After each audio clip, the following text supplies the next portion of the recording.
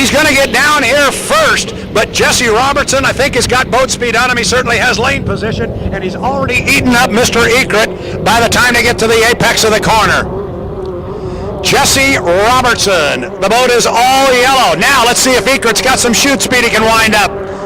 He's hanging right with him.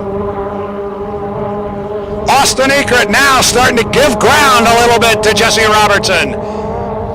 Robertson doesn't have a rooster tail on him, but he's got 6 or 7 boat lengths on him, and he seemed to open up a little bit of water on Egret as they got toward the top end of the straightaway. I think coming off the corner, the acceleration's pretty equal, but when they get to the top end of the chute, Jesse seems to have some more boat speed. We'll keep an eye on it again. Egret flying the boat, picked up that right sponson a little bit.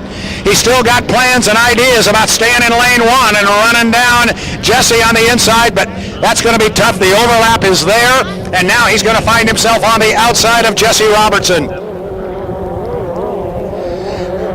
Now, what we saw last time was when they came off the corner and started on the backstretch. About this part of the race course, they stayed pretty much the same distance, but it was about here where the top end of Jesse Robertson really started to open up water on Austin Egret. Definitely got some chute speed in that boat. Once he gets it wound up, it really runs, and it runs really well. Keep an eye on Egret. He's going to run in a little bit of that slop there. He's trying to run a tight race course, but he's running in the slop left by Jesse Robertson. Jesse running out front. Clean water, as we call it. And getting a very surely stretching it out on young Mr. Egret. Unfortunately, we lost Dave Solway.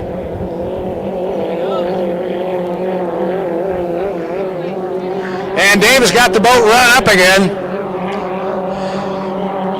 We've got the boat owner, and we've got the big dog here, and we got Leslie Warren on the radio talking to Dave Solway.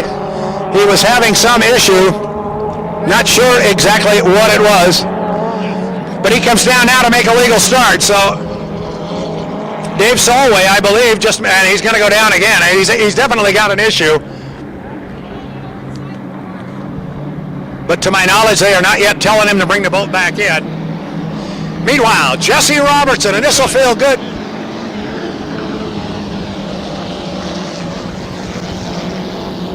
Go over to Sean and see if we can't. What's going on? What's the problem Dave's having? Well, he was having a little bit of an overheating problem, so Poodle got him to get the water pump on while he was down there. It cooled it enough, and now he's getting cooling. So, you know, these boats, sometimes they just make a little bit of turbulence, and the water doesn't come inside the boat when they need to, when they're kind of trolling slower.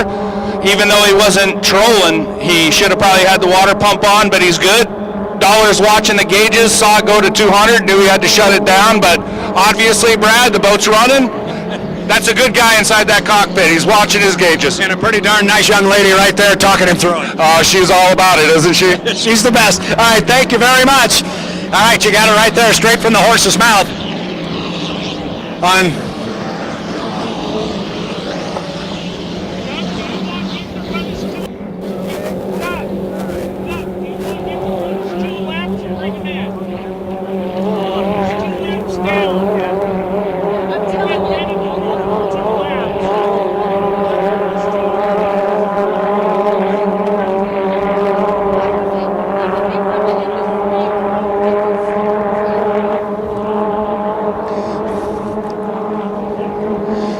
Sorry, I was having another conversation there that was important, which I will get to in a moment. Dave Solway comes down. You heard it from team members here. The boat, as it is right now, looking very, very good. They had a water pump, a cooling problem. Checkered flag, Jesse Robertson. Boy, and he came by blistering down here on the outside. Austin says, I can do that too, with a little wave of the sponson.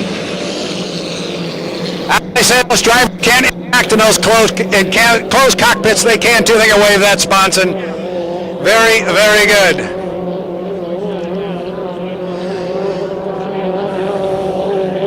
We're still going to keep an eye on Dave Solway, who is running around the race course.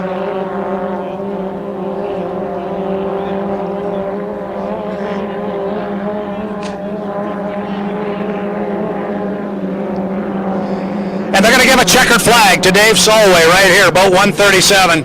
Nice to see the boat running okay.